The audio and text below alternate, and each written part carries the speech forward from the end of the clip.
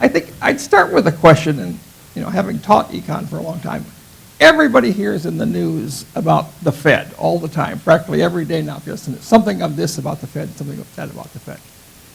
But a lot of people, we really don't understand much about the Fed. So could you just tell us, what is the Fed? What does it do? And what's the Federal Reserve Bank of Minneapolis? Sure. Thank you, Ed, for the question, and thanks for having us. It's great to be here. By the way, I look forward to hearing directly from you as well. So we're going to do Q&A with the audience as well toward the end of this. So ask me your toughest questions. But I do like to start by talking about what the Fed is. Alexander Hamilton created the first central bank in the United States, but it lasted about 20 years. And the reason it lasted about 20 years is, as a country, we've always hated the idea of having a central bank because it sounds mysterious. A bunch of bankers and political types in a back room doing God knows what. We just didn't like that. And so it lasted about 20 years, and then they got rid of it. But then in the 1800s, our country kept getting whacked with financial crises. And finally, Congress said, wait, something's wrong. Why do we keep having these financial crises? We need a stabilizing element. So they looked around the world, and other countries had a central bank to try to deal with financial crises. So in 1913, Congress said, finally, we need to have a central bank, but we still hate the idea of having all this power concentrated in one place, in one body. So they did something different than all these other countries. They created a distributed central bank with a board of governors in Washington, D.C. That's Janet Yellen, you've heard of her, the Federal Reserve Chair, appointed by the President of the United States, and then 12 regional Federal Reserve banks, including the Federal Reserve Bank of Minneapolis, where the president, who's me currently, is appointed by a local board of directors, and my job and our jobs are to represent our region. So we do have a central bank, that's the Federal Reserve. We're the lender of last resort if there's a financial crisis. But importantly, the power is distributed around the country, so it's not all concentrated in one place in Washington, D.C. So our region here is Minnesota, North and South Dakota, Montana, the Upper Peninsula of Michigan, and part of Wisconsin. And what we do is we regulate banks in the region. We provide financial services to banks. So if you get cash out of the ATM, that cash originated at the Federal Reserve. We have Brinks trucks coming to and from our vault all day. We do community development work. We do economic research. And we help set monetary policy at the national level. But part of our jobs are to represent the region in those discussions. So I go back to Washington, D.C. 8 times a year to set interest rates for the country, and part of my job is to represent this region in those discussions. You mentioned the difficulties, the periodic financial panics and payment system banking problems that they had throughout the 1800s that led to the compromise, the Federal Reserve Act of 1913.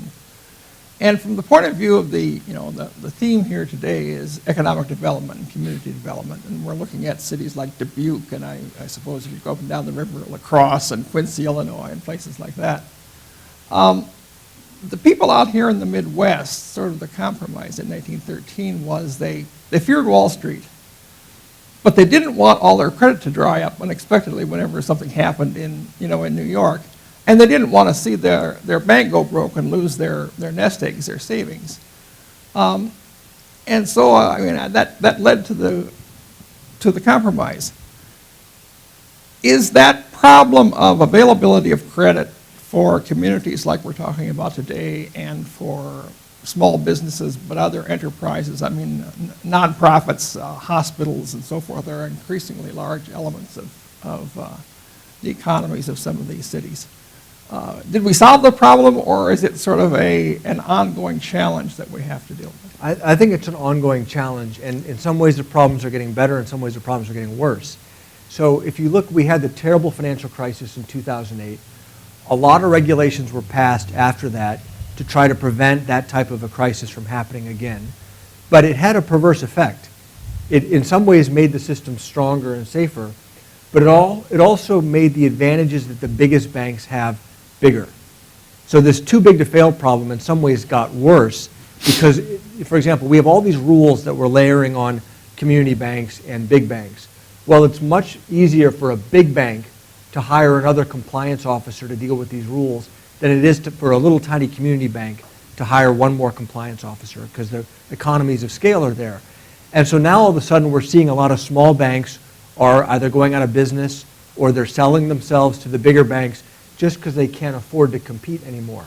And it's very hard for the biggest institutions to serve the local communities the way those local communities need to be served, especially in rural areas or perhaps in inner city areas. So this is an ongoing challenge.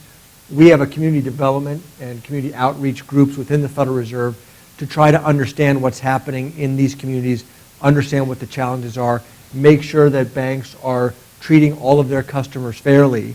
But it's an ongoing challenge, and I got to tell you, we haven't solved it yet. Okay. I was a regional economist at Minneapolis Fed in the 1990s, and we were going through, or the banking supervision people principally were going through a rewrite of the rules to implement the Community Reinvestment Act at that time. And I just, I was asked about a couple of issues on that. But sort of, what possibility is there just within the rewriting or differences in the application of existing regulation to correct some of the bias toward big banks? Are there ways that you can help the banks in towns like Worthington or Rochester or Dickinson, North Dakota or whatever without action by Congress? It's tough because everybody, I think it's bipartisan, Republicans and Democrats, want to address the issue of too big to fail. So the biggest dozen or so banks in the country that really put the country at risk in 2008. So they're nervous, but at the same time, Republicans and Democrats, by my reading, also agree we want to relax some of the regulations smothering community banks. But they're nervous that if they relax regulations on small banks, they might accidentally relax regulations on the big banks at the same time. So last year at the Minneapolis Fed, we spent a whole year studying the too big to fail issue, and we came out with the draft proposal of really increasing the capital requirements for the biggest banks. This is the buffer that banks have against losses in case they make a mistake. If we do that, I think people will have confidence that we've addressed the too big to fail issue, and then we can relax the regulations that are smothering community banks. I think people are nervous that if we just do the relaxation part first, we may never get to the part where we really address the big bank risk, which still exists today. Mm-hmm. The U.S. banking system is really interesting. Decades ago, I taught at a small college where we had quite a few Canadian students. And at that time, the U.S. still had about 14,000 separately chartered banks, and Canada had 14.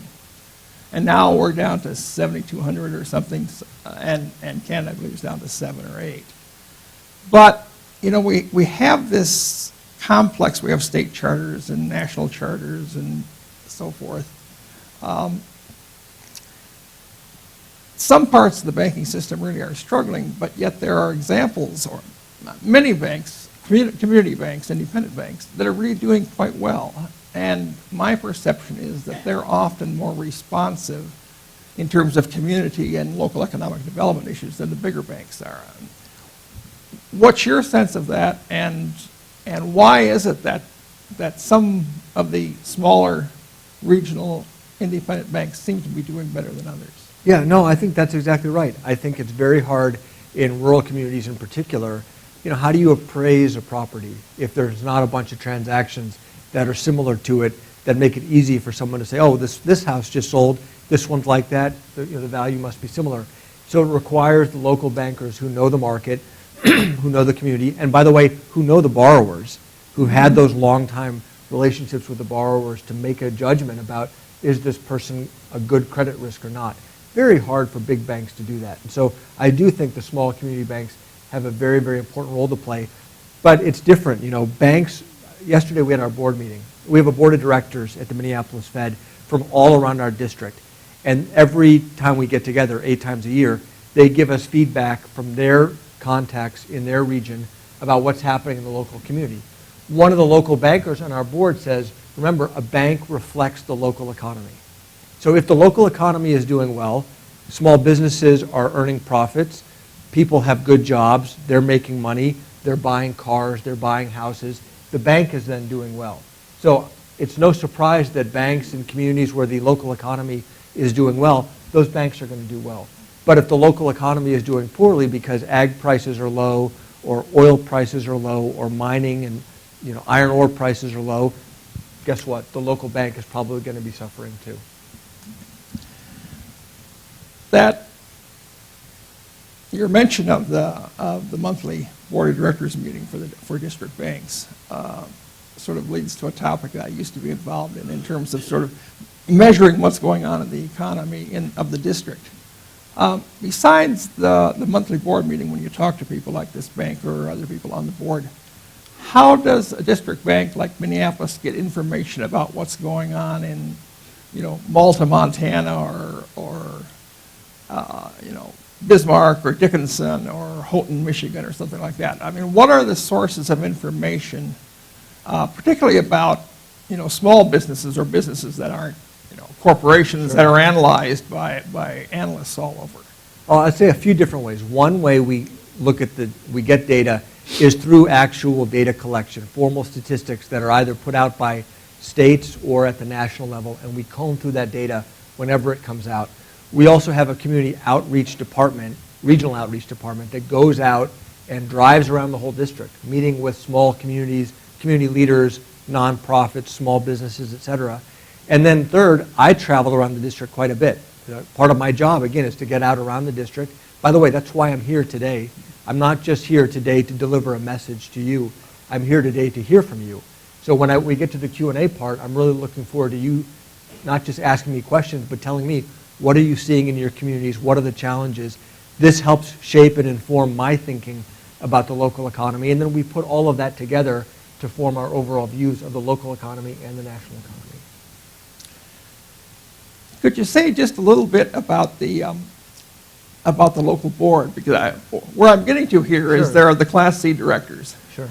and they are they provide some input. And when I was sitting in the corner taking notes at meetings 25 years ago, we had the president of a college in Helen, I believe, for a while was on the board. There was a woman from Bozeman who ran a regional housing agency and so forth. But, could we have economic development people here in the room be candidates for being a director of the Minneapolis Fed? Absolutely. So our board of directors, by law, we have 9 directors, 3 of whom are local bankers elected by the local banks. So we have a local banker from the Twin Cities, we have a local banker from North Dakota, we have a local banker from Wisconsin. Then we have 3 what are called Class B directors that are picked by or recommended by the bankers, but who are non-bankers and not allowed to be bankers. So, for example, the newest director we have on our board is the dean of the Carlson School of Management at the University of Minnesota, Sri Zahir. She's a brilliant woman, PhD in economics from MIT, and has been an academic all of her career. Terrific addition to the board. Born and raised in India, but then trained and lived here in the U.S.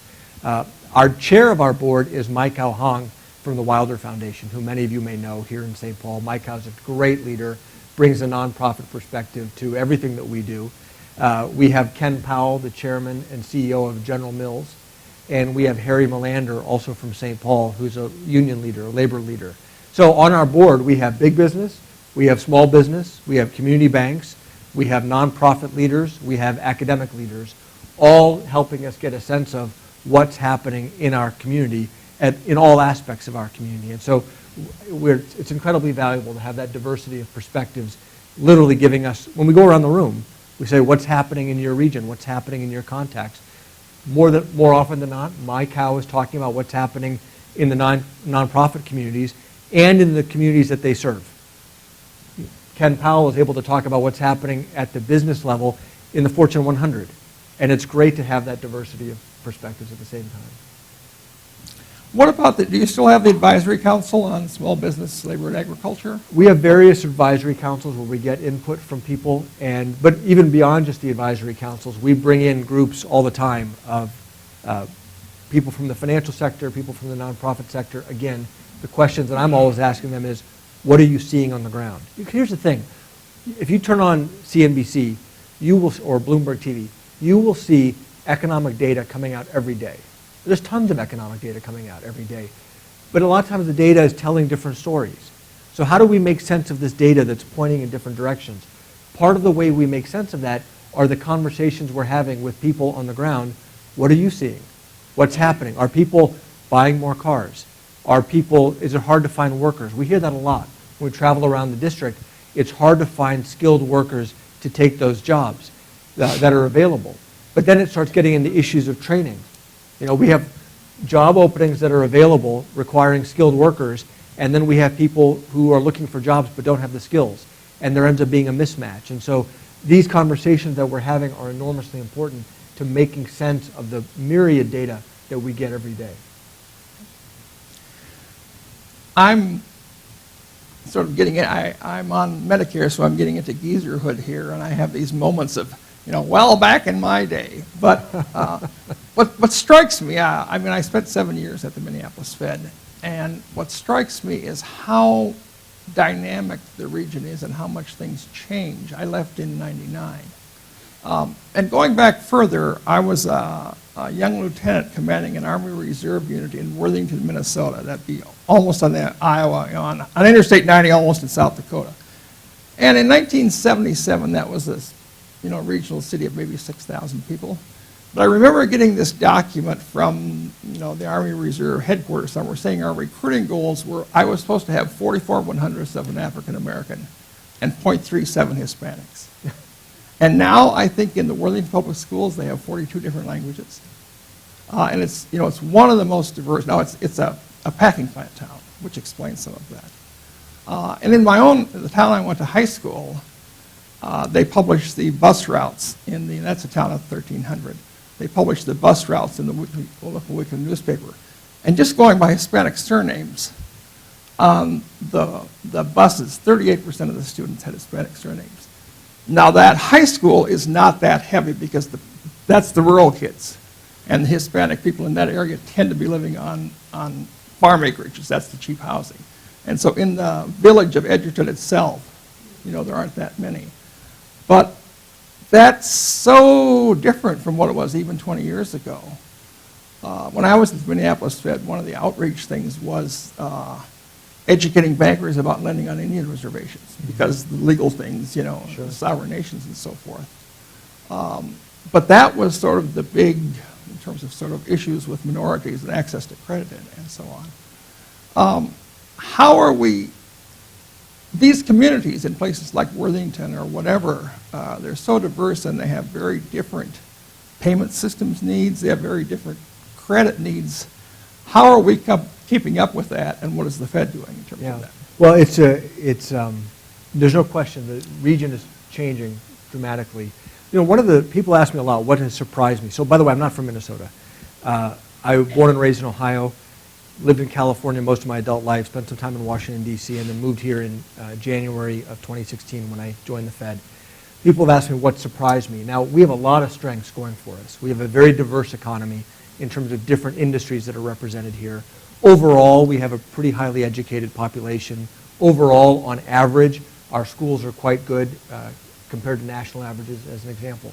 But the biggest surprise that I've found as I've gotten to know the region are the negative surprise, are the extent of the racial and economic disparities that we have in the region. We have some of the worst in the country. Mm-hmm. And so I started asking questions, why is that? For all that we have going for us as a region and as a state, why do we have some of the worst disparities in the country? And the honest answer is, I didn't find very good answers. I started asking, we have a team of great economists in our bank at the Fed. I started asking economists around the Federal Reserve System nationally about the sources of economic disparity. And I'll give you a simple statistic. This isn't unique to Minnesota. This is a national statistic. But on any given day, whether it's a booming economy or a recession, African American unemployment is always twice white unemployment in America. So if it's a booming economy and white unemployment is 4, African American unemployment is 8. Pretty good bet. If it's a recession and white unemployment is 8, African American unemployment is 16. And even if you take college graduate against college graduate, same ratio. Someone who didn't graduate high school against someone who didn't graduate high school, same ratio. So I started asking questions among the hundreds of economists that we have at the Fed. Why is that? And I was surprised that we don't have answers. And I realized if we don't have answers to the most basic questions, we're not going to have solutions. So we announced in January what we're calling the Opportunity and Inclusive Growth Institute, a major new research initiative at the Minneapolis Fed to dive into these issues of economic disparity, economic opportunity, and inclusive growth. It's about race, but it's not just about race. It's also about challenges in rural communities as well, and all the different sources of disparity. So we recruited literally the best academics in the world to partner with us. We have visiting scholars who are going to be coming to Minneapolis to work with us on these issues. These issues are decades or longer in the making. We're not going to come up with an answer overnight, but we feel like we have a role to play in at least doing the research to analyze these questions so that we can present other policymakers with objective assessments of what's working, what's not. Here's where you ought to be focusing your attention. So we're limited in what we can do, actually. We're limited in the tools we have. So we control interest rates. We control monetary policy for the country. So if the economy looks like it's overheating, we'll raise interest rates to slow it down. If the economy looks like it's slowing down, we'll cut interest rates to try to boost it. But that's one interest rate for the whole country. You can't target it at specific groups or specific individual people. So targeted interventions require Congress or the executive branch. But we feel like we do have a role to play in doing the analysis, presenting our findings in a non-political, non-partisan way to inform other policymakers. And I'll give you one more example, which is when you were there at the Minneapolis Fed, our bank took a huge lead on analyzing the benefits of early childhood education. We knew we couldn't implement it, but we said if we can do the research and show our findings and put them forward, then maybe we can make a contribution. And I feel like the Minneapolis Fed has been making a large contribution in advocating for early childhood education, saying, hey, the best return on investment that we've seen is investing in young kids before they go to school, and here's the payback to society. That's the kind of analysis and role that I think we can play.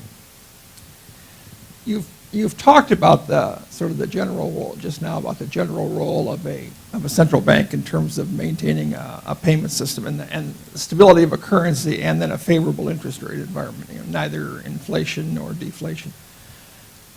But you do have some very specific community development oriented initiatives. Could you explain a little bit about the Community Affairs Department, if it's still called that, and their activities and their publications? Sure. Well, we have Michael Grover here who leads the group for us.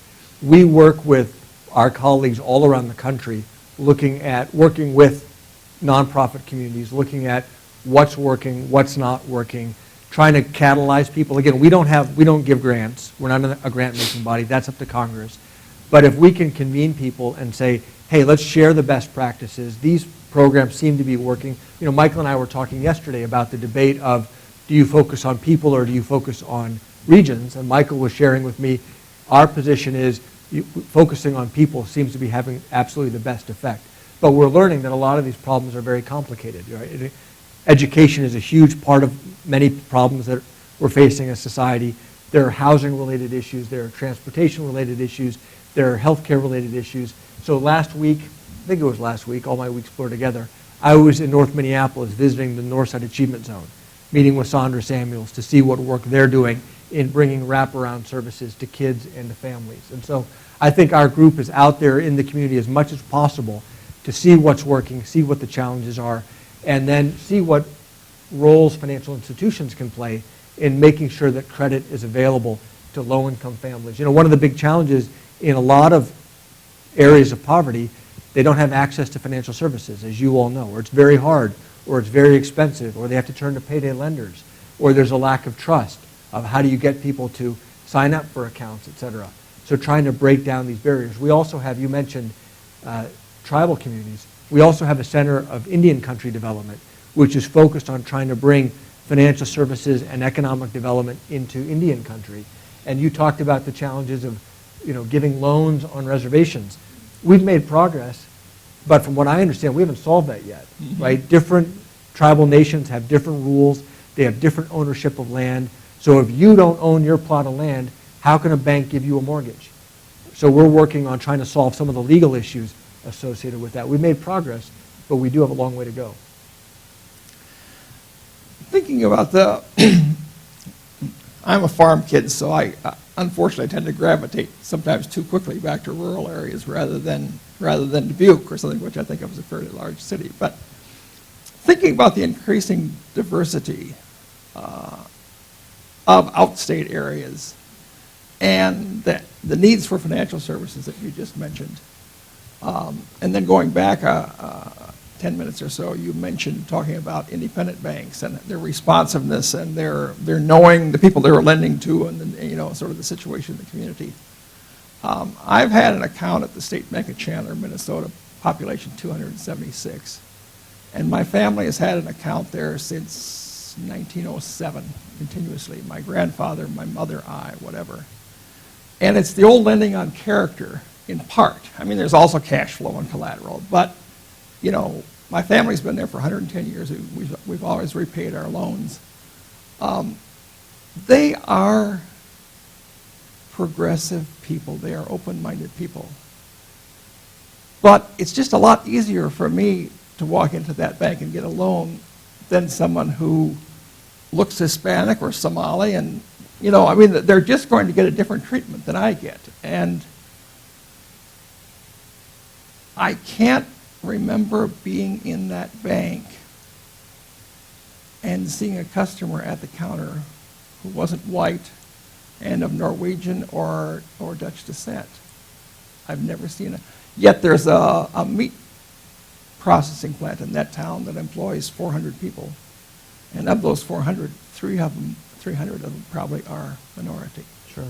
And so how do you get around that? It's not, I don't think there's much intent to discriminate. Sure. But there really is a difference in access to credit and access to payment services. Well, look, these are human problems that we've wrestled with for a long time. My parents came to America 50 plus years ago from India. I'm sure when they moved to Akron, Ohio, my dad came for grad school. I'm sure that it wasn't that different than the experience you're talking about. And so you'll find, and you see this better than I do, in areas where there are pockets of minorities or pockets of ethnic communities, local service providers pop up to try to meet their needs while the rest of the community gets used to the new people who are in town, right? I mean, there's no policy solution where I can just say, this is the answer, everybody's going to feel comfortable with everybody that's different than they are. That's just not how we're wired, unfortunately. It takes time. But I think, I'm an optimist. I think most people have good intentions in their heart, and most people, as they get to know one another, want to help each other. And so I think that these things, generally speaking, our country's done a really good job over time assimilating immigrants and welcome them. We are a nation of immigrants, and I think we will, all these communities will get comfortable. And, by the way, they don't really have a choice. Here's the thing. As I travel around the district, all around Montana, North and South Dakota, Minnesota, I hear a lot of concern in rural communities about populations declining. Oh, so you have a choice. You can either embrace immigrants or you can see your population decline. Up to you. And that's just math, right? I mean, people ask me about economic growth. Economic growth comes from a few factors. It comes from productivity growth, and it comes from population growth. And the fact of the matter is, Western societies, including our own, are not having kids at the rate that we used to. So immigration has really been helping America for economic growth because we just haven't been having as many kids as historically our parents and grandparents did. So we can either accept slower growth, we could subsidize fertility, which is pretty expensive, right? Or you can embrace immigration. And those are the three choices, and that's literally math. And you can pick which one you like. I'm not here to tell you the right answer. You can pick for yourself. But that's the math. And so I think we'll figure it out. Okay. I know by experience that in a meeting like this, we can which the theme is community development and economic development, and we can focus on that. But there are people sitting here who want to know what's going to happen at the next FOMC meeting, or how do you see the national economy? So maybe we could talk about that for a couple of minutes. And I have two things I'd like to ask about. One, it seems, especially since the financial crisis, that the news about the Fed is all very short term. Like 90% of the news is what's going to happen at the next FOMC meeting. We have like a 6-week out. It's sort of the longest we look at things. And is there any way we can get away from that and have the general public think more about monetary policy and so forth over a longer term? Well, I agree with you, and I've spoken about this before, where I said I don't like all this attention on the next interest rate move, because the truth is the next interest rate move is not that important in the big picture of the trajectory of our country. What really matters much more is fiscal policy, things that can the Fed can do nothing about productivity growth. Right? The source of wealth over time for nations really comes from how innovative we are, how educated our workforce is. We have no ability to affect that. Yet we spend all this time focusing on interest rates, and the reason we do as a country is because there hasn't been much action in Washington on these other issues. So if we see progress in Washington between Congress and the executive branch on fiscal policies, whether it's regulatory reform or tax reform or education policy, those things are what are going to drive the long-term future success of our country. So we would love it if the Fed was not on the cover of the paper every day and was on the back page, because there's so much other stuff to talk about happening in Washington, D.C. That's ultimately what matters long-term for our country, not monetary policy. I mean, don't get me wrong. If we screw up monetary policy, it's painful, but the best we can do is create an environment where the economy is overall healthy and can grow. But then it's up to Congress and the executive branch and innovators and educators to use that environment and take it forward. What about the interaction between, say, the Minnesota or the Mississippi River Valley economies, the national one, but then globally? We have all these things going on. Does China have this credit bubble, lending thing that's going to come to some sort of crisis? If Britain exits, what else is going to happen there? What's going to happen to the Euro system? And I think that I, myself, am often surprised by how when you get out of here, there are still, the economy of the district or of this area still is very integrated into the global economy. I mean, there's another little town near where I live is Pipestone, which is maybe 2,500 people and has a small packing plant, very specialized. But they send a lot of stuff to China. Sure. So you talk about a border adjustment tax, or we're going to hit China with a 45 big, how do you see the world economic environment right now interacting with the Ninth Federal Reserve District? Well, it's a huge factor. We export a lot of stuff all around the world, whether it's grains or it's ores, et cetera, as well as manufactured goods. We obviously import goods from around the world. And so this is a very interesting local economy because it's diverse and it's global and it's local all at the same time. So all of these factors are very, very important. And we don't know.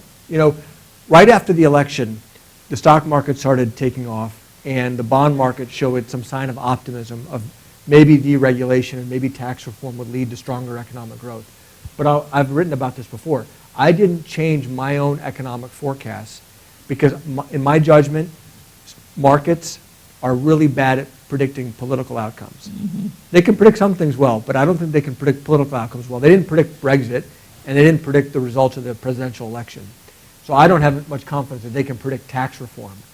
And I think we're learning, if we looked at the first almost 100 days of the administration, even if you have one party in power in the White House and both houses of Congress, it's still tough.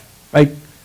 200 years ago, the founding fathers, you mentioned Hamilton and Madison and the other, John or Matt, and anyway, all of them. I just read a book. Just finished a book on Ben Franklin, and so I had him on my mind. But in any case, they designed the system to be very hard to get legislation passed. That was part of the design of the Constitution, and so we're seeing that it's hard. And so who knows what tax reform is going to look like? Who knows what regulatory reform is going to look like? Who knows when it's going to come out? And so we can't predict. And so you're right, it is all going to affect our district, but it's too soon to predict, and that's why I haven't changed my economic forecast based on it. Okay. A little bit of a zag here, but you're an aeronautical engineer, or mechanical, I'm sorry. My son is an aeronautical engineer. we're at a liberal arts college. Does Hamlin have any kind of an engineering program? I didn't think so.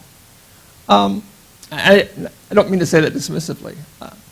But what about, there's a lot of talk about STEM education and early childhood, but then getting people into things where they can do the technology and math and engineering. I guess, given your background as someone who has an engineering education, who worked in industry, but then got an MBA and then got into finance,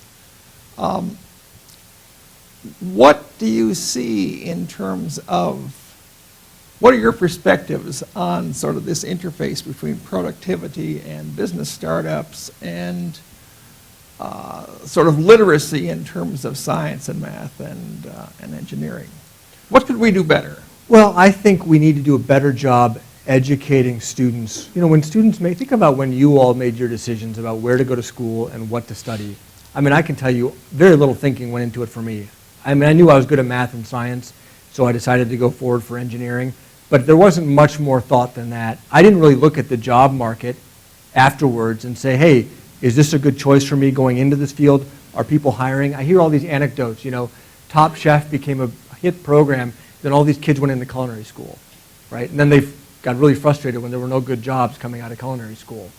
So I think we just need to do a much better job equipping students on the front end of their educations with the data so that they can make informed choices as education consumers. And then, because we want people who are spending a lot of money getting an education to be able to have a career where they can afford that. And so arming them with the data to make informed choices, I think, is important. I think we're into the Q&A. Perfect. Yeah, absolutely. Okay. Questions from the floor?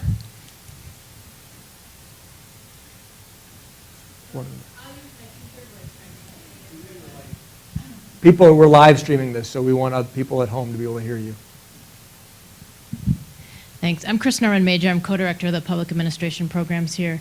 And I want to ask a little bit more about sort of the social policy aspect of the things you're doing. I worked with Ready for K, and I did a lot of work with Art Rolnick and Rob Grunwald and on the early child investment stuff. And part of the frustration of those of us who were advocates were it took the white PhD male economists coming out and talking about the return of investment on early childhood education to get the policymakers and the business community and those kinds of folks to listen to what advocates had been saying about the same thing for a long time.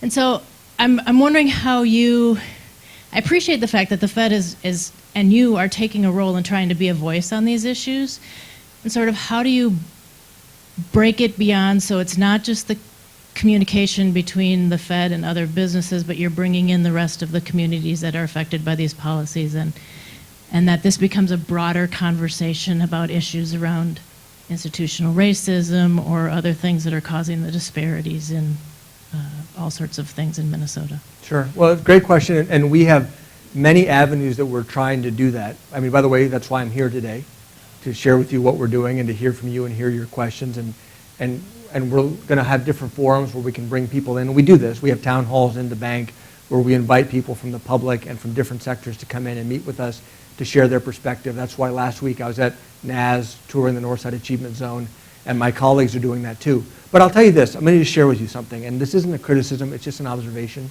I have visited a lot of nonprofits around California and around our district. And virtually everyone I meet with has a wonderful story to tell. It just like tugs on your heartstrings, the good work that's being done and the people that are being affected. But then when you step back and you look at the national data, where are the results? And so it's hard by anecdote to know what is scalable, what is really having an effect and what's not, and what is the best ROI. So I hear you, and I don't want it to be where, boy, it just has to be a bunch. And by the way, we have a pretty diverse economics group, so it's not just a bunch of white PhD economists, though we have those too. But I am sympathetic when policymakers and the business community says, we want objective analysis to tell us, because a lot of people that I found in our country are willing to spend money to help their neighbors. They just want to have some confidence it's going to lead to better results. And so I do feel like there is a role for objective data and analysis to validate those wonderful efforts that are being made. Good morning. Jeannie Fox, another co-director on the public side and director of the nonprofit management programs here. So my question is, thinking about the role the regional bank can play. You have access to all this expertise. You mentioned that hundreds of economists, data, research.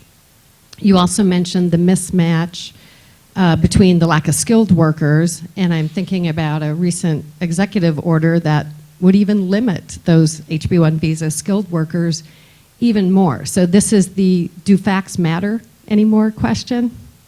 Well, I'm not going to weigh into specific administration policy, but I will say that one of our competitive advantages as a country has been we have been the best place for high-skilled immigrants around the world to come to. If they had a choice of coming here or coming to China or coming to Germany, no questions asked. They would all want to come here.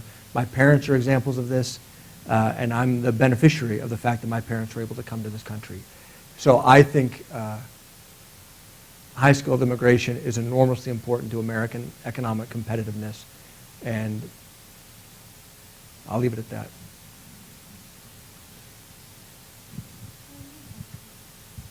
Good morning. Thanks so much for joining us. Thank you. So I graduated from the public administration program here at Hamlin, and I was in higher education for 15 years, and now I'm at county government. So I was intrigued by the intersection of nonprofit government and private sector. So I'm curious about the role that county governments and state governments, which is what I came out of, can intersect. So you did a good job, I think, with the federal and the community. But we all have economic arms in our counties and in our states and our colleges, our universities. So how can we marry those up with some of the things that you're working on? It's a great point. And to be honest with you, I have not done enough with local and state government yet, but I need to do more. When I travel around the district, usually what ends up happening is we'll set up a series. I'll go visit a small town in Montana or North Dakota or around Minnesota. And then we'll invite a group of nonprofits. We'll also invite economic development officials, either from the private sector or from the state or from the county or from the local city, to see what programs they're working on. And many of them are facing the same challenges. Again, in many cases, declining populations.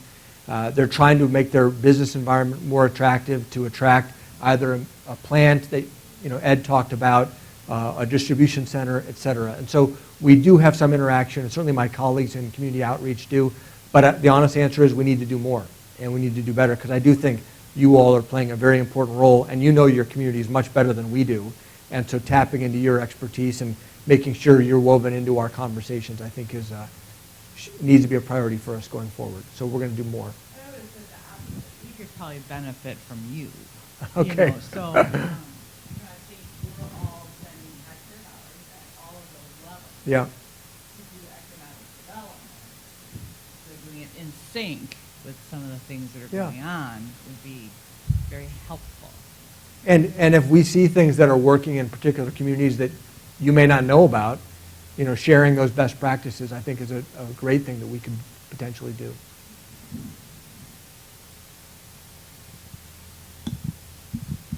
Hi. Thank you for coming today, by the way. It's very educational. My name is Clark Schroeder. My interest is in the outside traditional bank lending to impoverished areas. So we see with the internet, we see Lending Club and Stash and all these crowdsourcing lending venues. Do you see that helping impoverished areas where maybe traditional banks can't? And what kind of oversight do you carry over national lending online venues? Yeah, so I think we are looking at the whole tech financial services arena as a potential way of reaching a lot of the individuals and communities that are underserved by traditional banking. So I'm hopeful and optimistic that they can reach some folks. The honest answer is the regulatory environment around those is still very early. I don't think any of the big regulators have figured out exactly how the Fed or the OCC or the FDIC are going to play in their supervision, or the CFPB are going to play in their supervision of that. I think we're still all trying to figure that out and watch how these new technologies evolve and emerge. And one of the things we want to do is make sure those tech providers, those new types of lenders, for example, are not ignoring the rural communities and opening their eyes that these rural communities could be great opportunities for them, that there's a real business case. This isn't charity. This isn't just good intentions. There's an actual business case to reach these folks who are underserved otherwise. So I just think it's very, very early, and it's something we're paying a lot of attention to, but we have a lot more to learn. And I'm, fingers crossed that it'll lead to better service for people who need it. Hi, I'm the city manager in Dubuque, Iowa, and you talk about the fiscal policy versus monetary policy.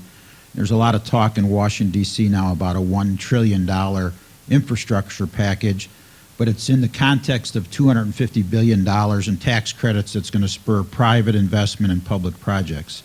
And in my opinion, that's going to leave small-town America behind, because nobody's going to come to Dubuque, Iowa and build a highway because they think they're going to get toll money to pay their investment back. So what does the Fed think about this idea that somehow is going to help America help bring back our economy? Yeah, so we look at things like that. Any fiscal package, whether it's an infrastructure plan or tax reform, we look at the national statistics on what we think on the aggregate it's going to do to the U.S. economy. So if it was a $1 trillion pure deficit, pure debt finance package, we would analyze that differently than if it is marshaling private sector funds. But this goes back to our challenge. Like, we don't have any ability to affect these type of distributional outcomes. And so this is literally purely a topic for members of Congress, your representatives, to engage in the debate in Congress, in the House and Senate, and with the administration to express those perspectives. I don't disagree with you. I think, toll roads can make sense, but they're going to need to be a lot of traffic, I think probably to make the business case. And yet there are other needs around the country. And so that is purely, I would say, the domain of Congress and the executive branch. But we will analyze whatever they put out as what we think it means for the aggregate economy, overall supply and demand, and what we then think it means for unemployment and interest rates. My name is Solomon Akonki, and I'm a doctorate student in this great school. I just want to add to what Professor Norman Major talked about in regards to racial disparities. So, my dad is a PhD, he's a law professor. He had his PhD from one of the universities in London. And so I was able to enjoy high quality education, high quality childhood education, high quality high school, high quality university in Nigeria. And that set me up to be able to compete globally. I mean, it set me up to be able to work in Goldman Sachs if I wanted to. It set me up to work anywhere in the world. Nigeria has a higher unemployment rate, but all my classmates are employed. And why is that? It's because all my classmates were also children of professors.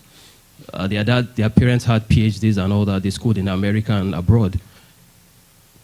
You talked about unemployment rates of African Americans being twice that of their white counterparts. So I want us to start thinking in regards to not just education, but quality of education. What is the quality of education that minorities enjoy compared to their white counterparts? What kind of schools do they attend? What kind of high schools? What is the quality of education they receive from the schools they go to? Because it's not just about this education, it's also about quality. It's not just quantitative, but it's also qualitative.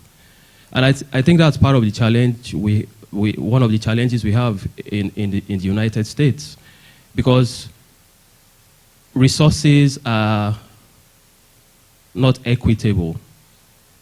A rich family continues to enjoy riches because they continue to be able to send their children to the best of schools. And I just want us to start thinking about this, because I know as a country we've tried, but there is still so much we can do. I went to the University of St. Thomas Business School, and all of us in my cohort were immigrant African Americans. 7 of us, 4 Nigerians, 2 Ghanaians, and someone from Kenya. There was no non-immigrant African American in my cohorts, none. And that's when I started thinking, I started asking myself, what is going on here? What is wrong? Something is really wrong. If immigrant African Americans are able to enjoy certain things that non-immigrant African Americans are not able to enjoy. And that takes me back to history. We have to ensure that we include historical issues in our analysis. There are certain things I don't understand because I can't say I understand because I did not experience those things. I did not experience what non-African Americans experienced. Where the country I came from, everybody was the same, you know. We didn't have any discrimination. We don't even know what that means. And that's why when we come to a country like this, the greatest country in the world, we don't feel intimidated. We don't feel inferior. We feel like everybody else. So there is something we have to do because there's a problem. There's a problem, historical problem that we still need to deal with. Thank you. So I agree 100% that, especially when you look at the quality of education, to me, education must be the great equalizer in our society. It's the one tool that can break the cycle of poverty that just gets passed on from generation to generation. And if you break that cycle with education, it's not just that individual who's helped. It's their kids and their grandkids and their great-grandkids, and a whole path, a whole line is changed. So I agree with you 100%. I gave a speech the other day where I've given a few speeches on education. If you just look at, we've got data on the Minneapolis public schools, and if you plot all the schools on a chart, and you have one axis is how diverse the population is, meaning non-white, and you look at then on the other axis how experienced the teachers are. The more diverse the school, the less experienced the teachers. Full stop. And so why is it that arguably the kids in Minneapolis who need the best teachers are getting the least experienced teachers? And I'll also say this, some of you aren't going to like this, but I actually think that school choice, my parents, we weren't rich, but we were fine, middle class. I went to public school through 8th grade, and then my parents chose to send me to private school for high school. The fact of the matter is, middle class and rich kids in America today have choices. They either send their kids to private school or they move to a better district to make sure their kids get access to good schools. Low-income Americans do not have that choice. That to me is unfair and part of the problem. And so I agree with you 100%, and I'm glad you feel empowered based on your experience to come here and not feel any barriers. And I'm with you, because I feel that way, and I want everyone to feel that way. I want to do a time check. I'm fine. One or two more questions. All right, let's get one more question.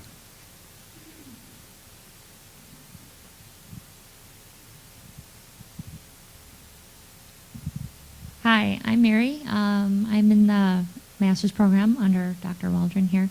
Yesterday there was an article published about Minnesota losing our Fortune 500 companies, and I'm wondering what sort of conversations you guys are having, as we already have, difficulty in unemployment, how that's going to further affect it. Thank you. I haven't seen the statistics. I saw the headline that you're talking about, and I haven't had time to dig into it.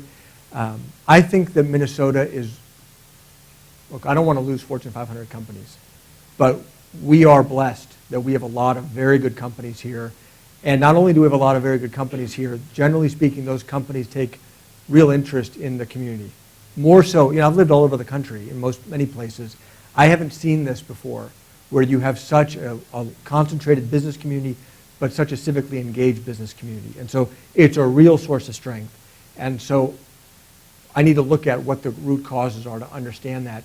Overall, what will keep businesses growing here and coming here are things like an educated workforce, the availability of talent, overall infrastructure, quality of life, et cetera. I think we have a lot going for us here, and I'm optimistic about the future of Minnesota, the Minnesota business climate, but I don't have specific answers on the article that you're talking about, but I'm going to look at it. Well, gentlemen, thank you very much. What a great start to the conference. Let's give them a hand. Thank you very much. Appreciate it. Thank you so much.